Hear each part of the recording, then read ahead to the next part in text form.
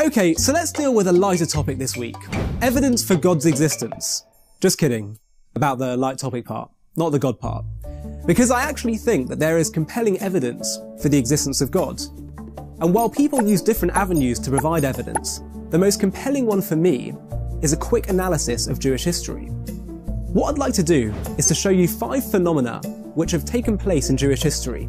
Things that any objective historian would agree are unprecedented, remarkable, and extremely unlikely. And then I would like to show you how each of these phenomena were explicitly promised and foreseen in the Hebrew Bible. My argument is that only a being unbound by time would have had the foresight to make these predictions. Only a God could have done so. Phenomenon number 1, the survival of the Jewish people over the last 3,000 years. We take it for granted that there are still Jews around, but consider all the ancient peoples that existed at the same time as the ancient Israelites and are now extinct: the Canaanites, the Hittites, the Jebusites. But it's not just ancient peoples. Even the greatest empires and nations, often those that actually tried to persecute the Jews, have died while the Jews remain. If you would have gone up to a Roman imperialist 2,000 years ago and asked him, who do you think is more likely to be around in 2,000 years' time? Your imperialist nation, the Romans, or the Jewish people? He would have laughed at you. In his essay on the Jews, Mark Twain noted that the Egyptian, the Babylonian, the Persians, the Greeks, and the Romans all enjoyed their moment in the spotlight in history. But they now sit, quote, in twilight, and yet the Jew remains. What is the secret of his immortality? He asked. Leo Tolstoy said, the Jew is the emblem of eternity. Historians are in fascination at the continued survival of the Jewish people, while so many other tribes and peoples and empires and nations have faded away. Now let's have a look at what the Torah says about Jewish survival.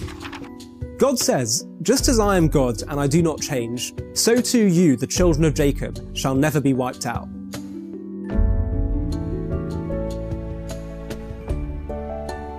Number 2, worldwide exile. Throughout most of Jewish history, the Jewish people have been scattered across the globe. There are Jews on all 5 continents, and Jews are constantly on the move. What's so interesting is that while the Jews are one of the oldest peoples in the world, in terms of the countries they currently occupy, they are actually one of the youngest, because Jews are always moving around. Sociologists will tell you that if you want to assimilate a people, if you want to get rid of them, then scatter them and they will disappear. And yet, despite worldwide exile, the Jewish people have remained. All this clearly foreseen in the Torah. And yet, despite this grave threat of global exile, the Torah remains convinced of Jewish survival. Number 3, few in number. The total number of Jews in the world has never exceeded 16 million, and rarely exceeded 1% of total world population. This is particularly remarkable because at one point, millennia ago, the Jewish people were about the same in population as the Han Dynasty of China, about 12 million. Yet today the Chinese population is 1.3 billion, according to the most recent census. Give or take about 14 million. Well, 14 million is the entire number of the Jewish people. And today, there are fewer Jews than there were before the Holocaust.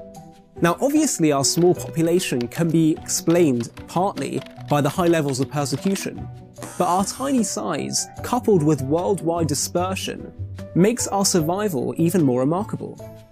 And the Torah clearly states, "And you shall remain few in number among the nations where God shall lead you." Number 4, anti-Semitism. Something which has baffled historians for 4 key reasons. Its longevity, its universality, its intensity, consider the long list of words created specifically to describe Jew hatred, and its irrationality. Just consider the reasons given for hating Jews. They're money-grabbing capitalists, but also revolutionary communists. They're parasites on other nations' societies. And when they have their own states, they're militant occupiers of a land not their own. No historian has been able to find a consistent reason to explain anti-Semitism throughout history. A common explanation for prejudice given by sociologists is the dislike of the unlike. That if a group of people can manage to assimilate, they will no longer face persecution. Yet, when the Jewish people assimilate, such as in Germany, where they declared "Berlin is our Jerusalem," they eventually faced the most intense persecution ever seen in modern history. The Nazis declared, "Stop trying to become like us and infiltrating our race." Anti-Semitism is totally irrational. And once again, the Torah clearly forewarns the Jewish people of the persecution that they will face in exile. So the Torah forewarned global exile, being few in number, and intense persecution, an unprecedented recipe for national extinction. And yet the Torah remained convinced that the Jewish people will survive. But we're not done yet. Number 5, the remarkable impact of Judaism on the world. When I was at college studying history, we were asked by our lecturer who we thought was the most influential human being in all of human history. I think it's pretty easy to make the case that this man was Abraham. Just think about this. The majority of the world today believe in the God of Abraham. The majority of the world is made up of Christians, Muslims, and Jews. Yet 3,000 years ago, in Abraham's time, or even 2,000 years ago, the majority of the world was polytheistic or pagan, believing in many gods. What's even more remarkable is that Abraham was a man with no army, no empire to command, no political power, and nearly everyone was against him. And yet somehow, the author of the Torah was convinced, thousands of years ago, that one day the world would look to Abraham as their spiritual forefather. God tells Abraham, "I will bless you and make your name great, and all the families of the earth shall bless themselves by you." But it's more than monotheism that Judaism brought to the world. Many of the world's values that the world holds dear today were first articulated by the Bible. The value of human life, the importance of family, peace as an ideal, justice and equality, social responsibility and education. These were not concepts that were given much credibility 2,000 years ago. The Jews were looked down upon for upholding them. War was glorified by the Romans. The Greeks practiced promiscuity as an ideal. The poor were blamed for their own misfortune.